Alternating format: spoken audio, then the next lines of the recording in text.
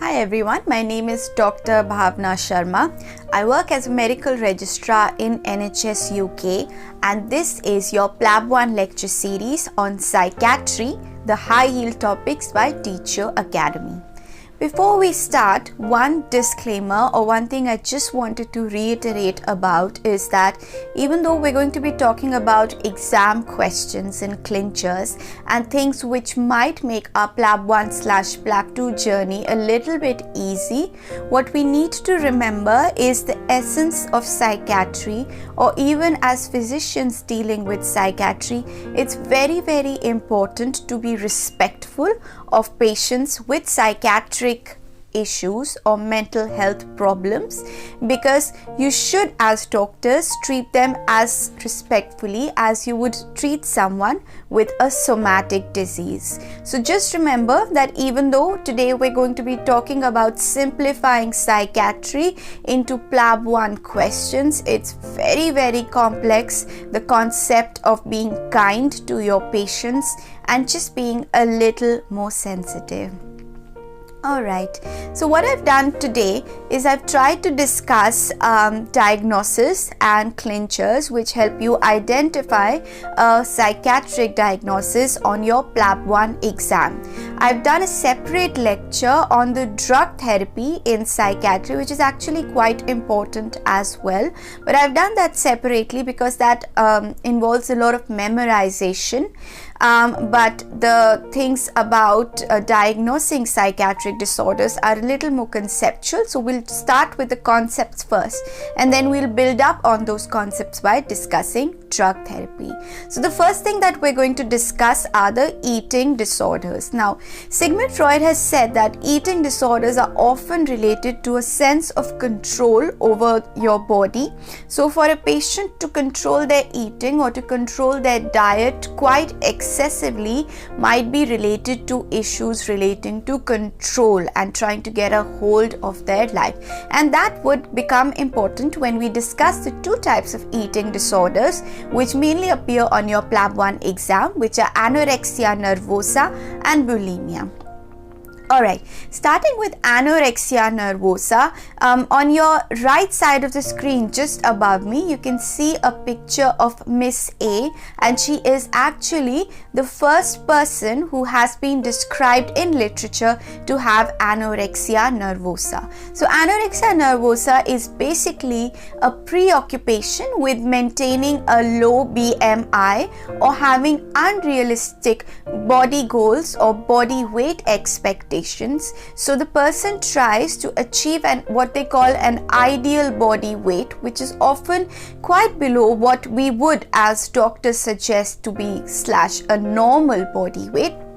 So it's an expectation of trying to appear like people the person might idolize. So that might include models or might include people who are involved in the fashion or movie industry. So they want to look as glamorous as them. So that's often the driving factor of trying to be thin, which is the essence of anorexia nervosa, taking being thin too far.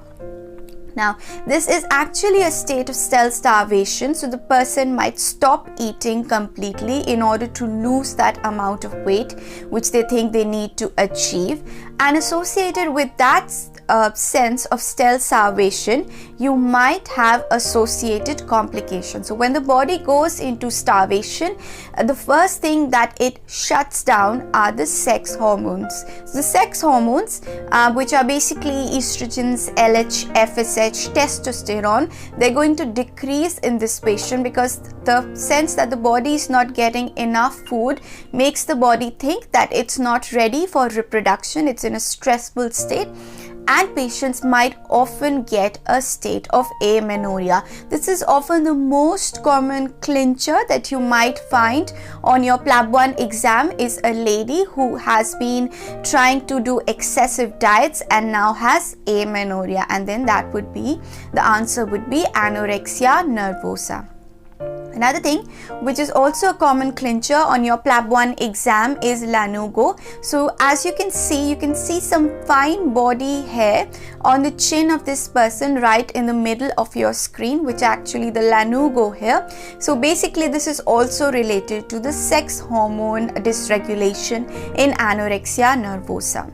Because the body is going into starvation, there might be issues with heat regulation. So T3 or the thyroid hormone, the functional thyroid hormone, might decrease as well.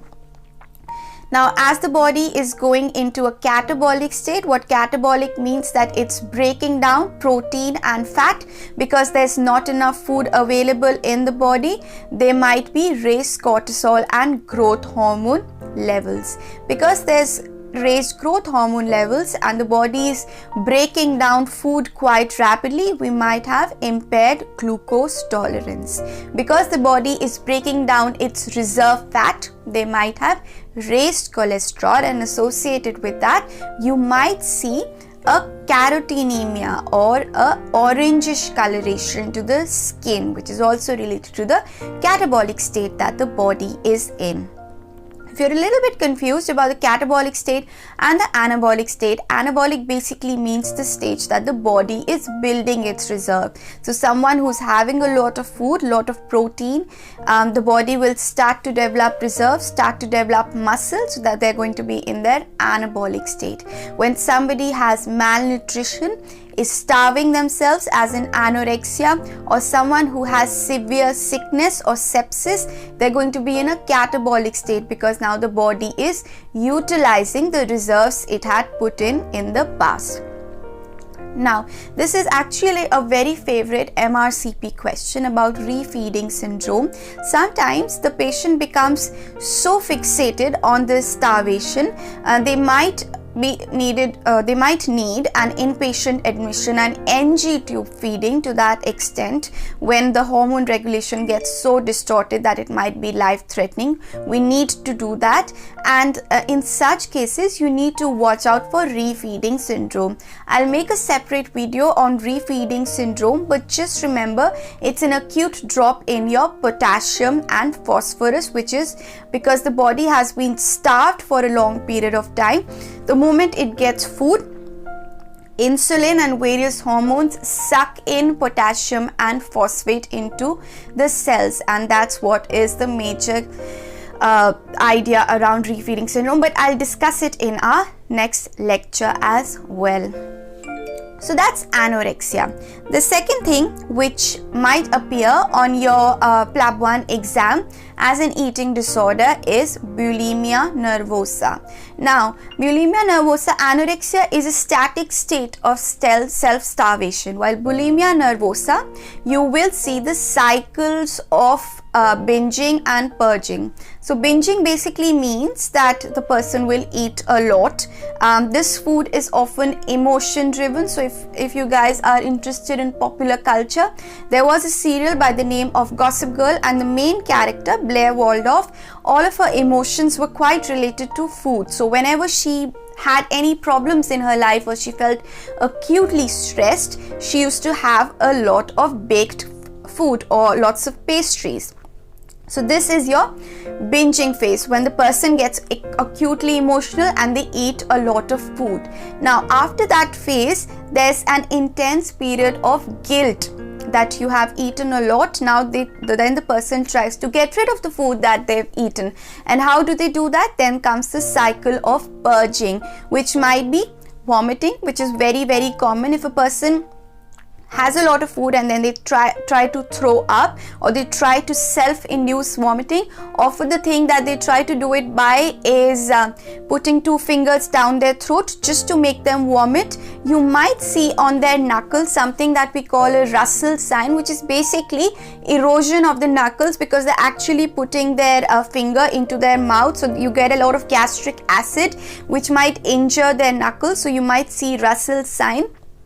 And associated with that, you might see that because the person is vomiting so much, you can see that the back of the teeth might get eroded, which you can also see on your screen. So those are your 2 telltale signs that this person might be indulging in self-induced vomiting.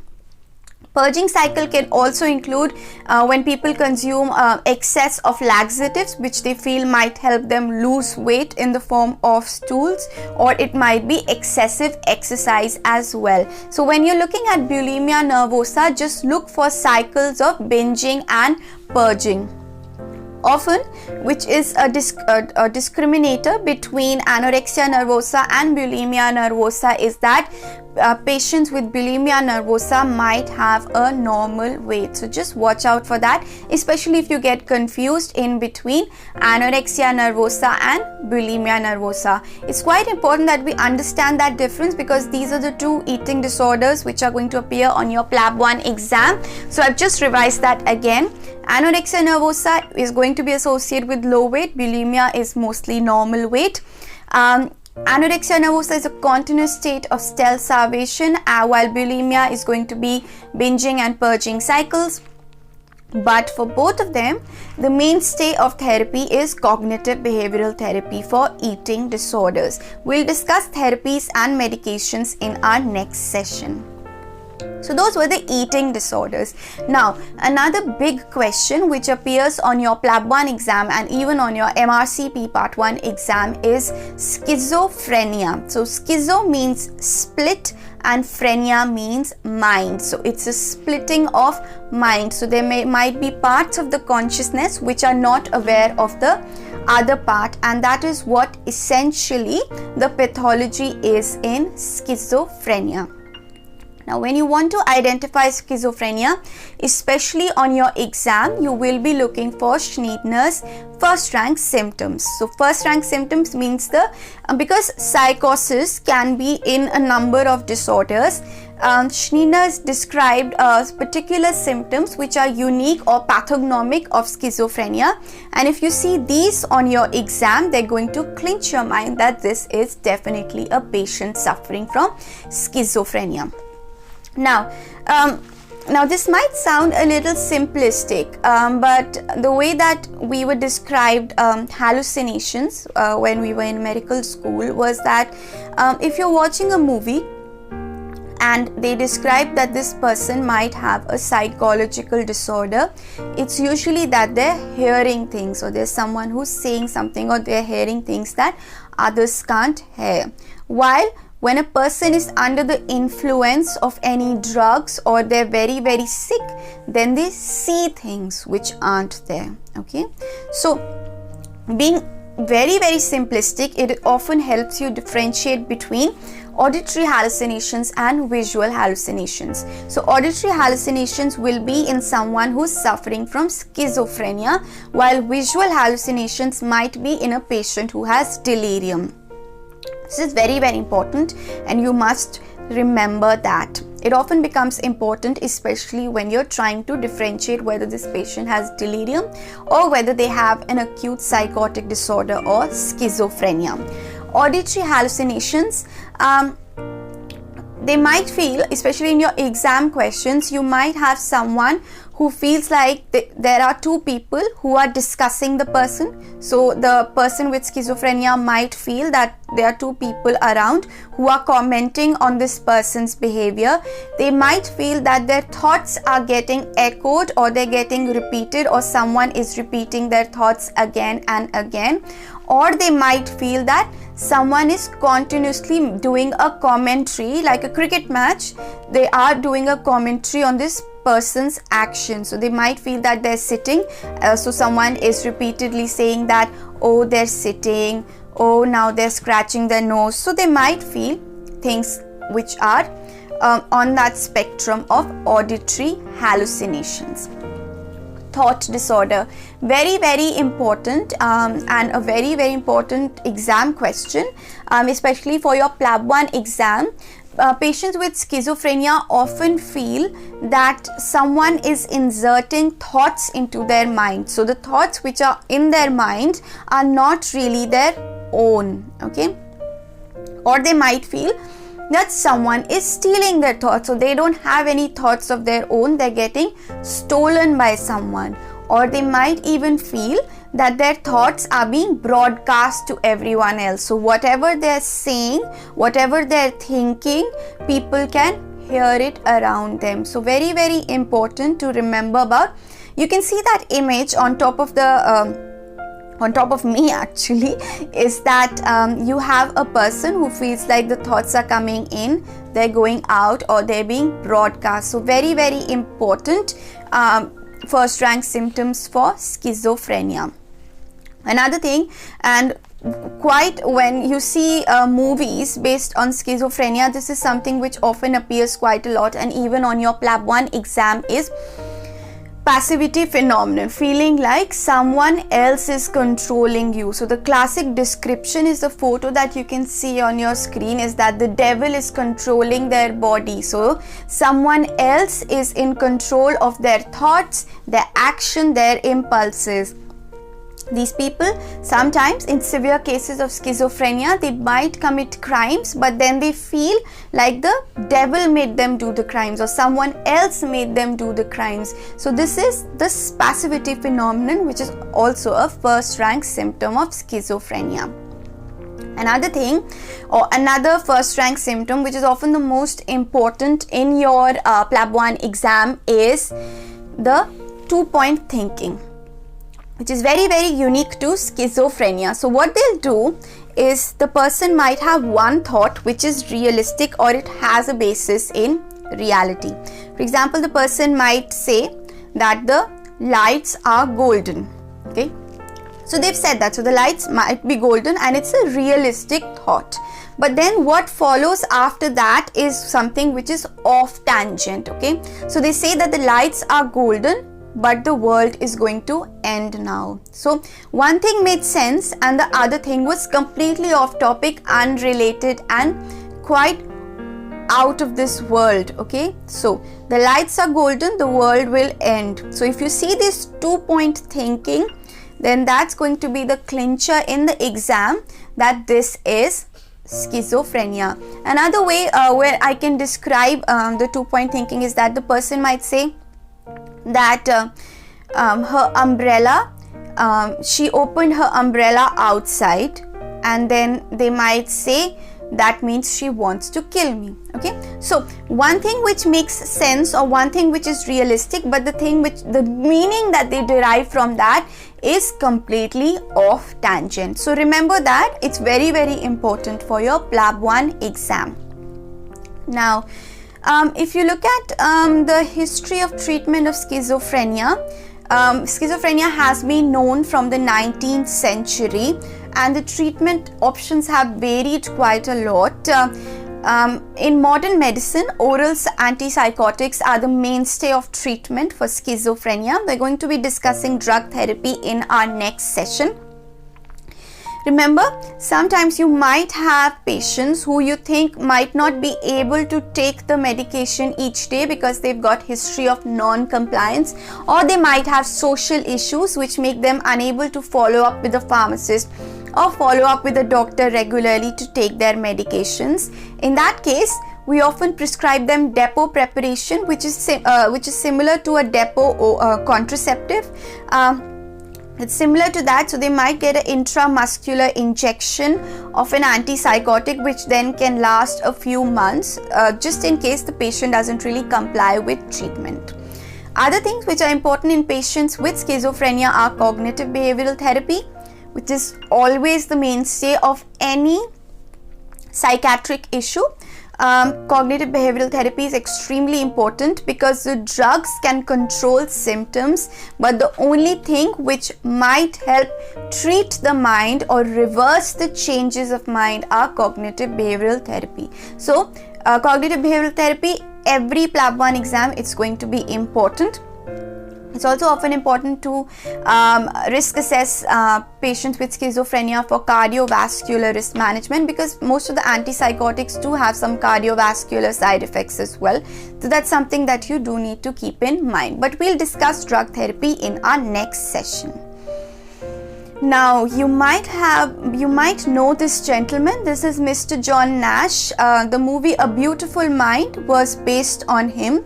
This was actually a gentleman who had schizophrenia, but he was a brilliant mathematician and he did extremely well in his career as a mathematician, and he's known all over the world.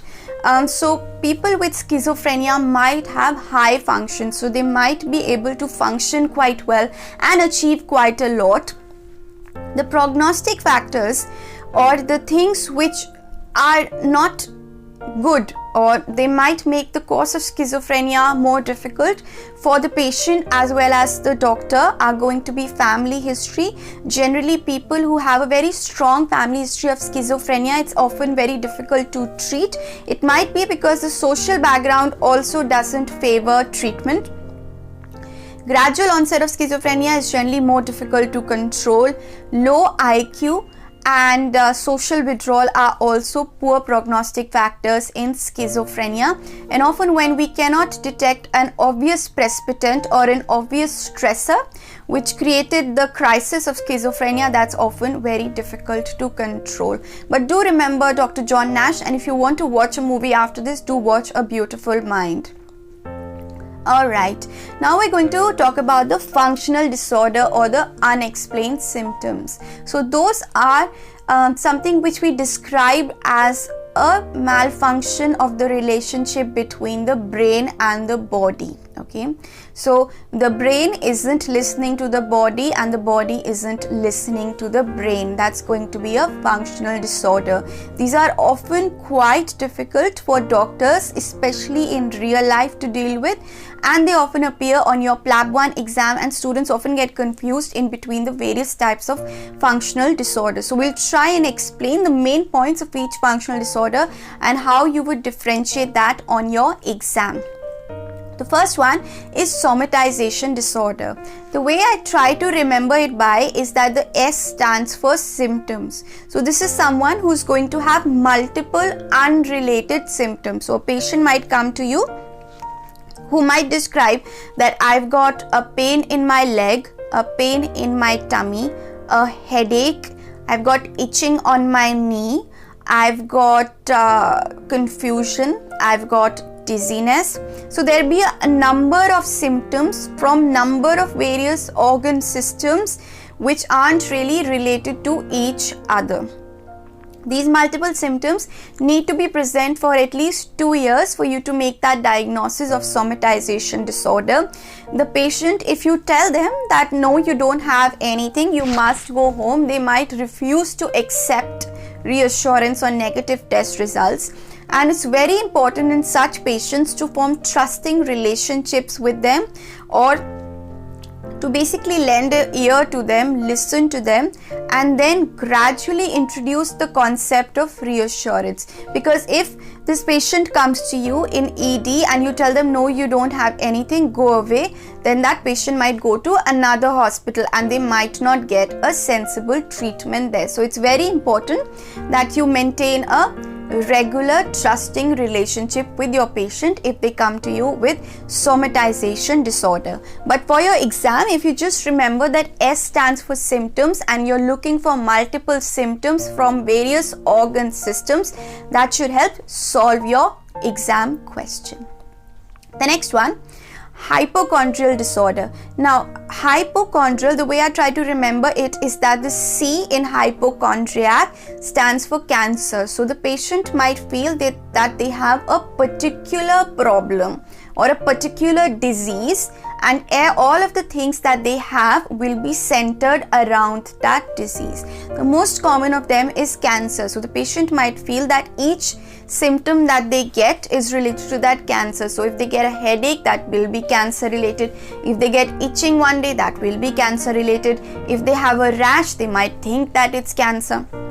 So there's a preoccupation that they have an underlying serious disease. Okay, the most common one is cancer. Another one which does appear quite a lot is multiple sclerosis. So any problem is that they feel that they have that serious underlying disorder, and often the patients read up a lot or they Google a lot of literature around that particular disease, and they might come to you bringing in lots of notes about that disease, and they might tell you that I have this disease, and they might be able to give you a lot of medical background as to why they feel that they have that disease. So that's going to be your clincher, that's going to be your Google patient, the patient who Googles his disease quite a lot. That's going to be a hypochondrial disorder. Similar to somatization, there is refusal to accept reassurance.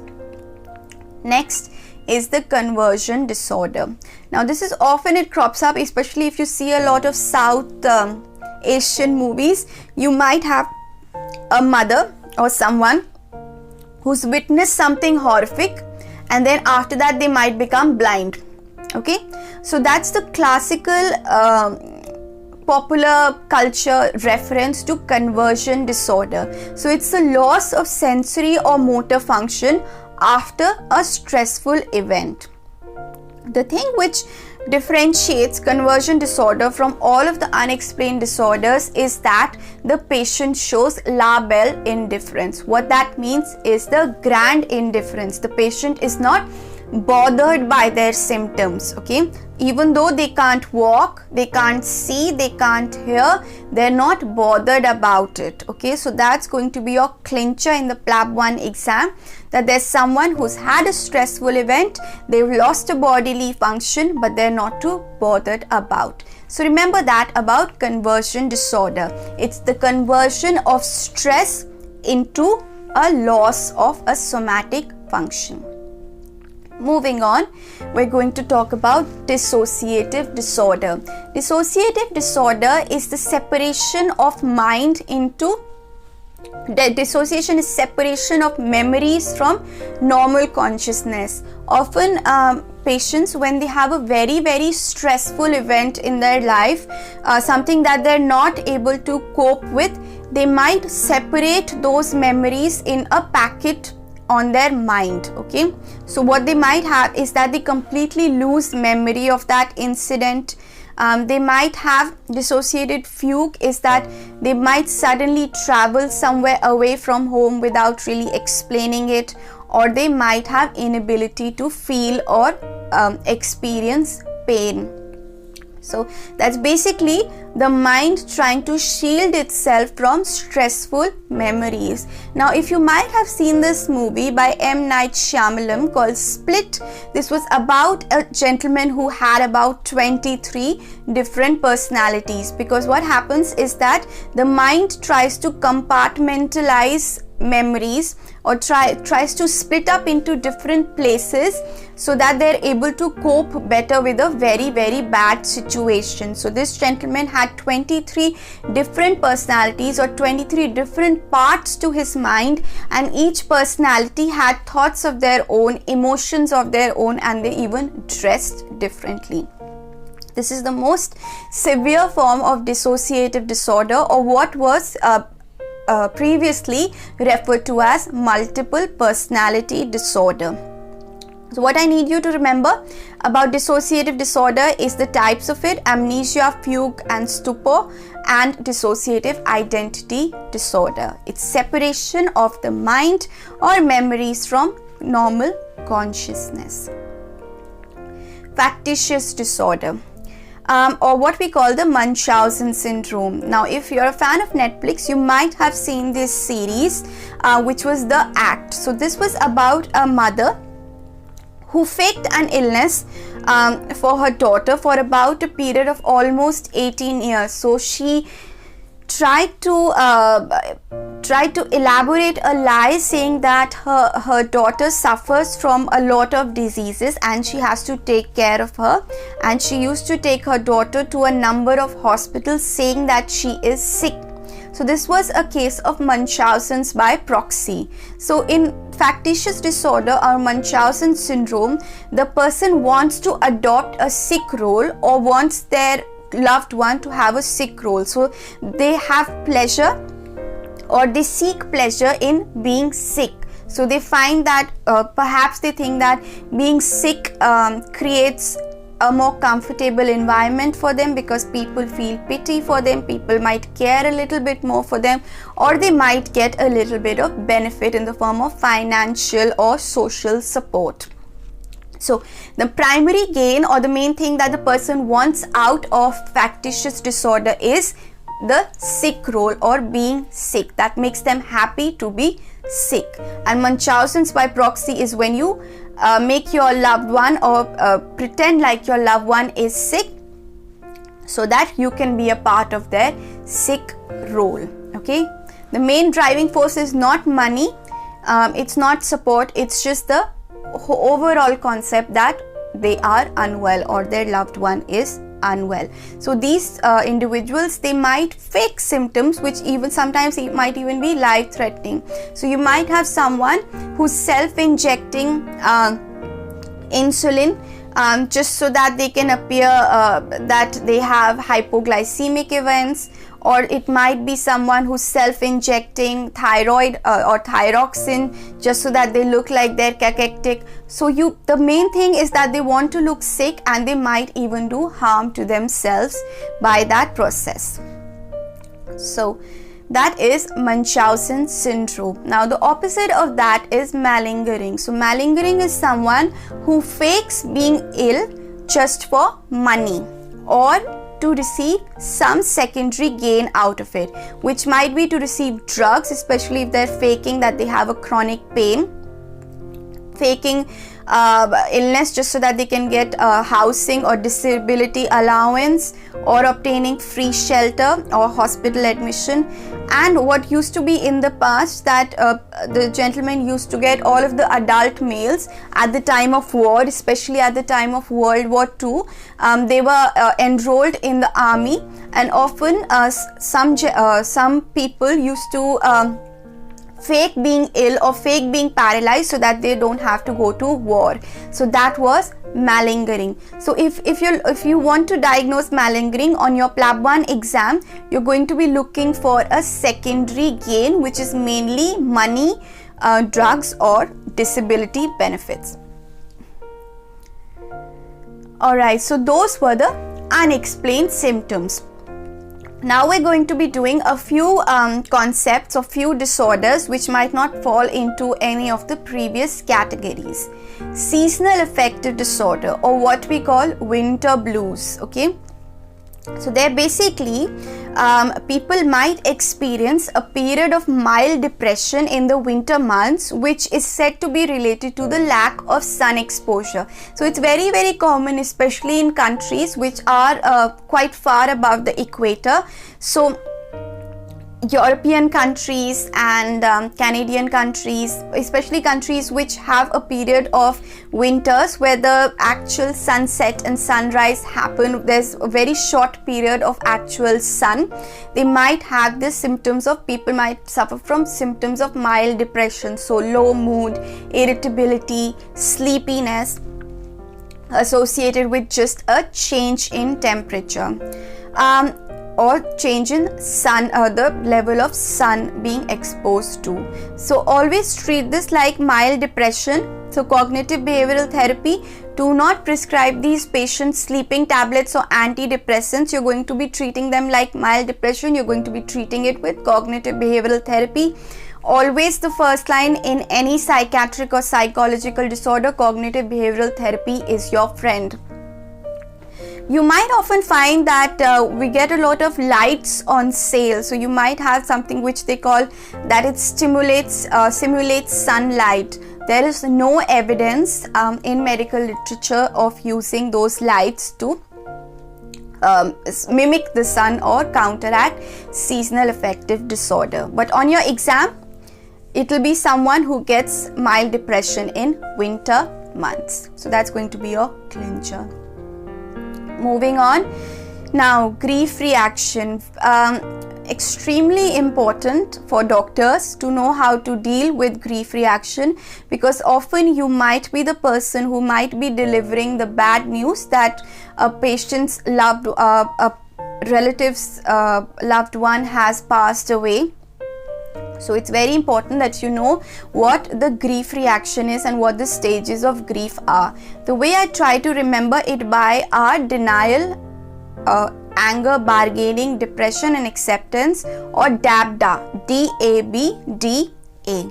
So denial is the first stage. When someone is given a very, very bad news, the first thing that they'll say to you, even if you've done it in real life, the first thing that they'll say to you is, that's not true, you're lying to me.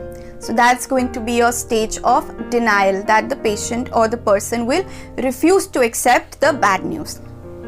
The second stage is anger. If you tell your friend that this has happened, he might first say you're lying, and then they might get extremely angry.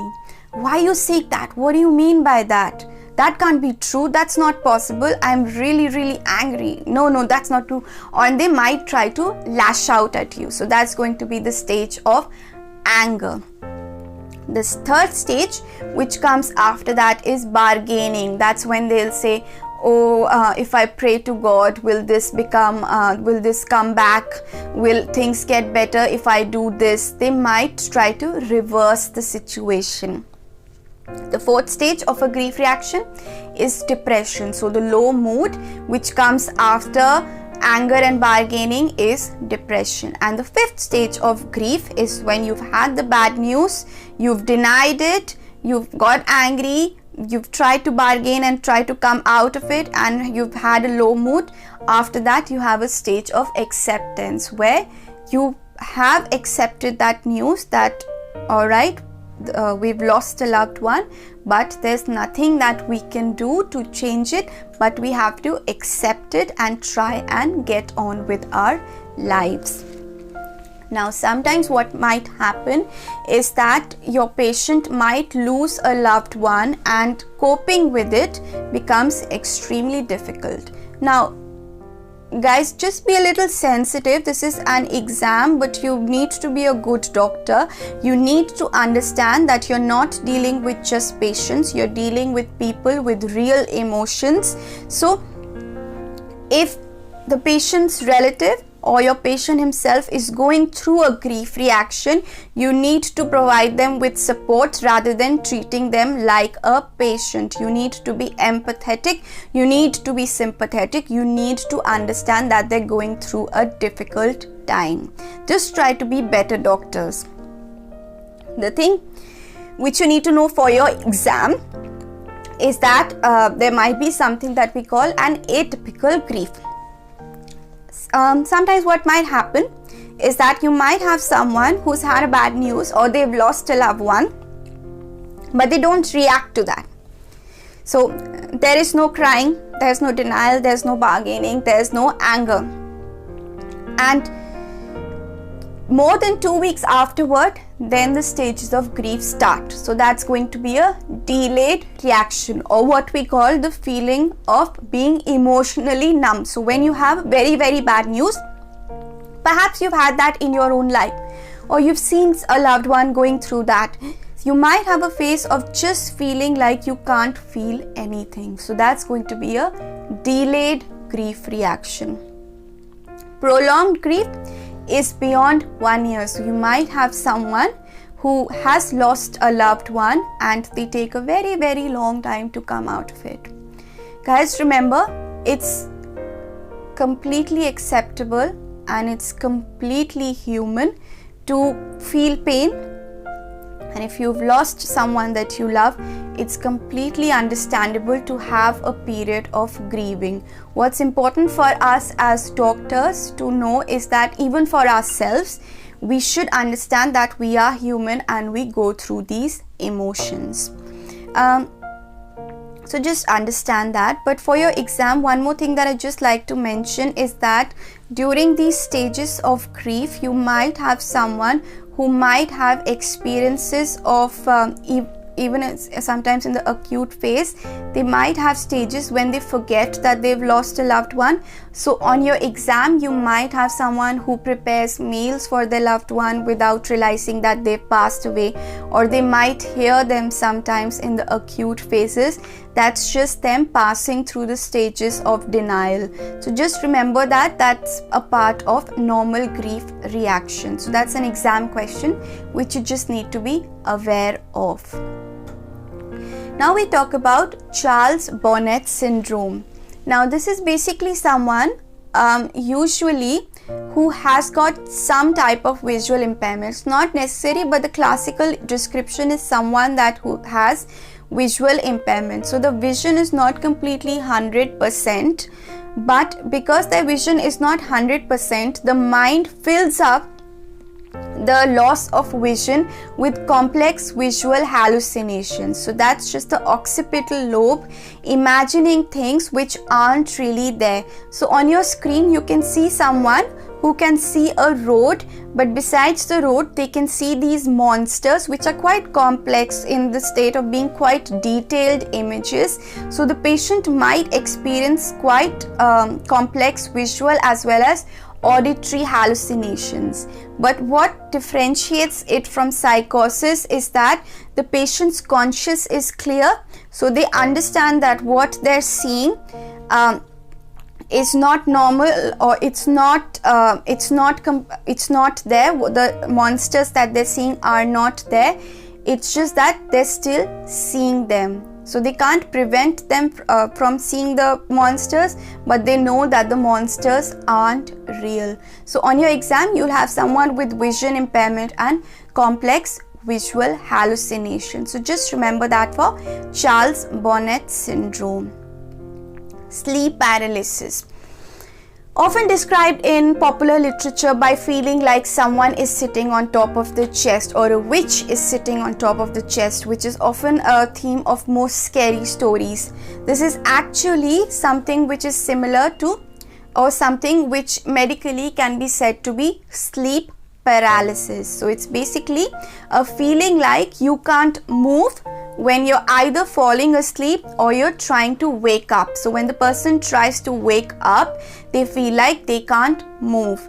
And sometimes when they have this feeling that they can't move, they can have lots of hallucinations which can sometimes be quite scary. This is basically a REM movement disorder, or rapid eye movement disorder. Because in rapid eye movement what happens is that the body goes into this state of not being able to move or being paralyzed. So just disorders of that are related to sleep paralysis. A very popular person who's known to have sleep paralysis or suffer from episodes of sleep paralysis is Kendall Jenner. If you keep up with the show Keeping Up with the Kardashians, she often describes that symptom of feeling like she can't wake up or she's paralyzed, and it's very, very scary to be in that situation. The treatment for this includes clonazepam. Alright, now something which does appear on your exam quite a lot is differentiating between depression or pseudo dementia and dementia. So this is often a situation in the elderly where they start to lose their memory, which is dementia, or because they reach that stage where they feel like they're not really 100%, they go into the stage of pseudo dementia, which is just the dementia associated with depression. Now, if someone's got pseudo dementia, they have memory disorders, but they know that they have memory disorders. So there's the presence of insight, and if you ask them questions or you try to do a AMTS score on them, they often respond by I don't know. Repeatedly saying I don't know when testing memory is often an exam question, and it means that the diagnosis might be pseudo dementia. In dementia, it's usually a slow progress and it's associated with lack of answers rather than repeating I don't know, and the depression, an association with depression and suicide risk and psychiatric risk is a feature of pseudo dementia. So the thing that you need to remember about pseudo dementia, it's pseudo means that it's not really dementia, it's depression. Moving on, now we go on to what we call the post-traumatic stress disorder or PTSD. Now this was actually first described after World War I, when soldiers who had been in World War I, they experienced a period of what was then termed as shell shock. So there was a lot of bombing in that time and a lot of violence which these young men were exposed to, and coming back from World War I, surviving World War I, didn't really help them cope with what had what went down in World War I. So they still remembered what was happening. They still had memories, or they were re-experiencing whatever had happened. They were getting nightmares, waking up at night drenched in sweat, thinking about their back at war. They were trying to avoid public places because they felt like the war might come back again, or they were extremely paranoid, thinking that the next news might be in the newspaper that the war has come back, or they might not be able to have the same relationships, the same friendships, or the same relationship with their partners like they had before, because they emotionally felt empty.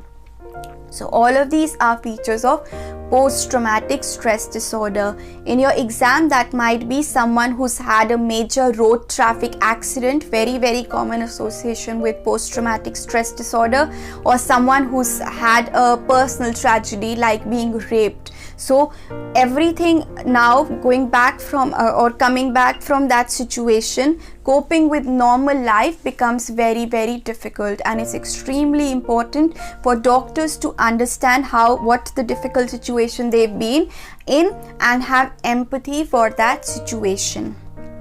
The treatments for post-traumatic stress disorder which come on your exam include CBT, like always, the best treatment for any psychological psychiatric disorder, and eye movement desensitization resynchronization therapy, which is basically training the eye and trying to bring back the memories or bring back the bad memories so that the person can re-experience those memories and be done with them, rather than keeping them at the back and them coming in chunks. So you have them get the whole experience out and help them cope with that experience. Because it is associated to an acute event, CBT and bringing back memories is better than drug therapies, but you can try antidepressants for these patients. Moving on. Now we're going to talk about suicidal risk. Now, the BMA has found and lots of research has found that suicidal risk is not 100%. So trying to classify a suicidal attempt as high risk or low risk, or trying to say that this person has tried to commit suicide but they're not going to commit it in the future, or they're not going to try and commit it in the future, is a very simplistic concept. But even then in the exam it does appear as to whether they think that the suicide is high risk or low risk. Okay, sometimes this is also used in common medical practice. If we feel like someone has got a very high suicidal risk, this will be someone who might qualify for a psychiatric inpatient admission immediately following the suicidal attempt, while people who've had a low risk suicidal attempt, we might think about providing them support, and very close support at home. So that might be the most clinical evidence of trying to use suicidal risk. But things which might make a suicide as high risk. So high risk means that if a person has committed tried to commit suicide, the risk of them doing it in the future is high. Things which are associated with this are that whether they've had quite a lot of planning before they made that attempt, whether they tried to make sure that they couldn't be found, so they went to a place where they had no friends, no family around who could see them, or whether they left behind a written note, or whether they made a will of took out an insurance, or used an extremely violent method like the use of guns, is going to point out as this is going to be a high risk. So the probability of this person trying to attempt this thing in the future is going to be high. Things like males, history of previous suicidal attempts, alcohol use, schizophrenia, social isolation, someone who's not got a lot of support around them, are also risk factors to make a suicide at a higher risk. Things which might be protective against or might help make a suicide as low risk, or may help enhance recovery of a patient after trying to commit suicide, are things like having dependents on them. So dependent children, having family support and strong religious belief is often felt to decrease the risk of future suicide attempts. So just remember, anything any social support. So for example, if you're dealing with a lot of problems in your life, if you've got someone to fall back on, perhaps you should be able to cope with those problems better. Okay, but if you have any psychiatric problems or any issues with drug use, then those things might hamper your judgment, or they might make the problems worse. So that's the same concept as to how we risk stratify suicide. So important for the exam. Post-concussion disorder is going to be someone who's had a head injury, which may or may not be a very severe head injury, and then they experience symptoms like headache, fatigue, anxiety, depression, and dizziness. Usually these subside on their own, but sometimes in literature we found post-concussion syndrome to have symptoms up to 8 weeks or even longer. So that was it for the part 1 of your PLAB 1 lecture series on psychiatry topics. Guys, we've discussed a lot of heavy psychiatric topics in this session. If you are someone who's dealing with a psychiatric problem, or you have a loved one with a psychiatric or a mental health issue, please seek help as much as you can. There are treatments available. We should now try to move out of stigmatization of mental health and try to treat mental health issues as you would treat a somatic disorder. So if you have diabetes, you're going to seek treatment for diabetes. Similarly, if you have depression, you're going to seek treatment for depression. Make sure that you treat your patients sensitively. It's not just about scoring marks on your PLAB 1, PLAB 2 or getting an MRCP degree. It's being a good doctor, and I hope you've learned something from this session. Good luck.